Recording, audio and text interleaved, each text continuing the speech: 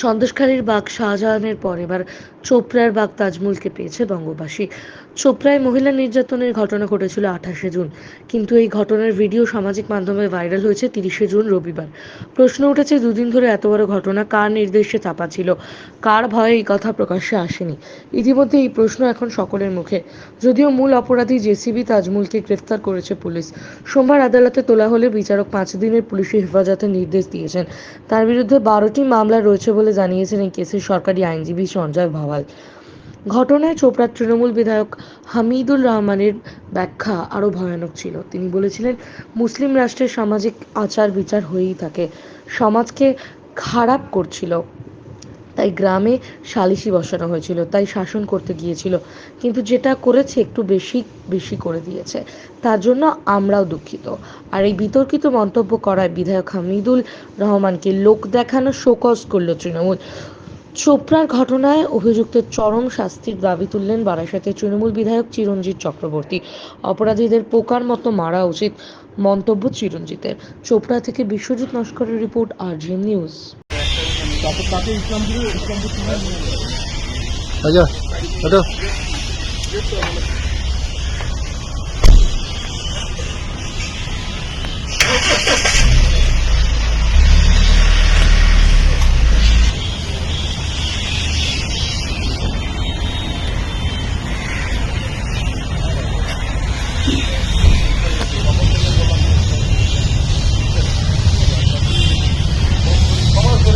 কিভাবে দেখছেন? খুব দুঃখজনক। আমার যে কোনো অ্যাঙ্গেল থেকে মনে হচ্ছে খুব দুঃখজনক। এরকম কোনো সাইকোপ্যাথ কোনো অঞ্চলে যদি থাকে তাহলে খুব মুশকিল। তারা যা ইচ্ছে করতে পারে, যে কোনোভাবে ইনফ্লুয়েন্স করতে পারে, তারা কারো কোনো শোনে না, তাদের রিহ্যাবিলিটেশন হয় না, তারা শোধরায় না, পাল্টায় না, তারা এক থাকে এবং এই ধরনের অন্যায় কাজগুলো করতে থাকে। এটাই তার নেচার। সেরকম একটি লোককে আমরা দেখতে পাচ্ছি কদিন ধরে। তার নামটা নিয়ে একটুখানি বোধহয় ময় একটা ব্যাপার আছে, আবার নেইও। তো সেই হিসেবে আমি বলবো যে এর একটা চরমতম শাস্তি হওয়া উচিত। যে কাজটা সে করেছে, মধ্যযুগীয় বর্বরতা এর এক্সাম্পল আগেও আছে। কই মাছ যদি গলায় ঢুকিয়ে দেয় কারোর, মধ্যযুগীয় হবে সেটা। কিংবা হয়তো ছেলেদের মেরে নাকি মার ভাত মেখে দিয়েছিল তার রক্ত দিয়ে, এটা মধ্যযুগীয় ওটা হবে। সেটি অন্যরা কে কী বলছে সেটা নিয়ে আমার মাথা ঘামানোর দরকার নেই। তাদের বলা অ্যাকচুয়ালি কোনো অধিকারও নেই ওই ধরনের কাজের জন্য। যে কাজগুলো উত্তরপ্রদেশে চলছে, যে ভয়ঙ্কর কাজগুলো, রেপ করে মেয়েরে গাছে ঝুলিয়ে দিচ্ছে, এরকম প্রচুর ঘটনা ঘটে। কিন্তু এইরকম একটা জিনিস আমাদের চোখের সামনে ঘটেছে এবং দেখছি আমরা, আর অত মানুষ দাঁড়িয়ে দেখছে। এটা একটা অদ্ভুত মব সাইকোলজি থাকে একটা, সেটাই বোধহয় হচ্ছে। আমি চরম শাস্তি দাবি করছি।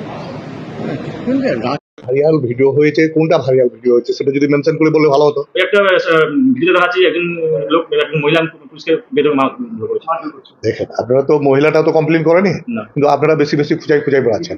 কারণ মহিলাটা স্বামী ছাড়া অসামাজিক কাজ করছিল। অসামাজিক কাজে গ্রাম্য সালিসি বৈঠক বসেছিল। গ্রাম্য বৈঠকে যা হয়ে আমাদের এই অনুপাতে একটা বিচার আচার করেছে, কিছুটা রং হয়েছে। আমরাও অস্বীকার করছি না যে রং হয়নি, ভুল হয়েছে কিছুটা, গ্রামবাসী মিলে করেছে। তো ওটাকে নিয়ে আমরা দেখতেছি কি হয়। কিন্তু মেয়েটা তো কোনো কমপ্লেন করতে যায়নি, মেয়েটার স্বামী কোনো কমপ্লেন করতে যায়নি, কোনো জবরদস্তি কিছু হয়নি। সমাজকে খারাপ করছিল, তার জন্য গ্রাম্য সালিশ বসে একটা করেছে।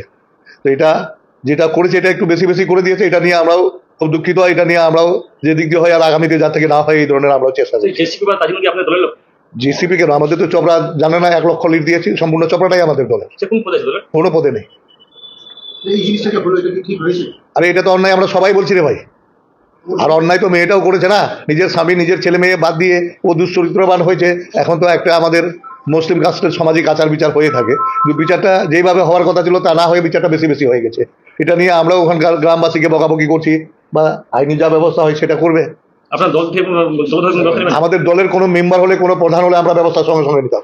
ও কোনো আমাদের মেম্বারও না, প্রধানও না, পঞ্চায়েত সমিতির মেম্বারও না। এমনি ওরা গ্রামবাসী মিলে করেছিল। গ্রামবাসী ওখানটায় কি ব্যবস্থা নিচ্ছে আমরা দেখছি। এখন আপনার বাড়ি, অফিস এবং দোকানকে সুরক্ষিত রাখুন টোটাল সিকিউরিটি সলিউশনের সাথে। আমরা বিভিন্ন নামি দামি ব্র্যান্ডের সিসিটিভি ও সিসিটিভি সংক্রান্ত যাবতীয় অ্যাক্সেসরিজ বিক্রয় করার পাশাপাশি সার্ভিসও প্রোভাইড করে থাকি।